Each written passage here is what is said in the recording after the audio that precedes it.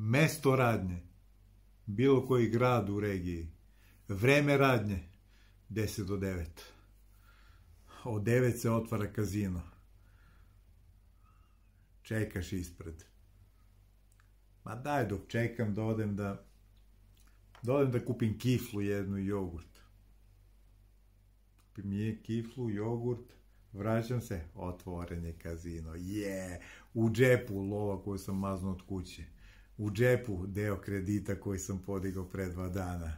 Ulazim unutra, sad je moj. Klinac mi seo za aparat, za slot mašinu moju, pa da li je moguće, pa kad je ušao, pa ja sam bio tu, ljudi, vi znate mene. Mali, ajde ti dam 1000 dinara da ustaneš i da mi oslobodiš mesto, pređi na neki drugi. Kaže klinac, čekam ovde, sad će da baci jackpot. Šta da baci, bre, meni nije bacio 7 dana, znači uzao mi je brdo para, morao sam kredit da dignem, evo uzao sam pare od kuće, bre, moram da se vadim, čoveče. Sad ćeš da baci jackpot, ma šta, bre, da baci jackpot, ljudi, aj sklonite ovog malog sa mašina ovde. Pa šta ako je seo prvi? Pa šta da čekam da on završi, a brzo će, dobro. Jackpot klincu, pa ne mogu da verujem, pa mene zezaju mesecima tu.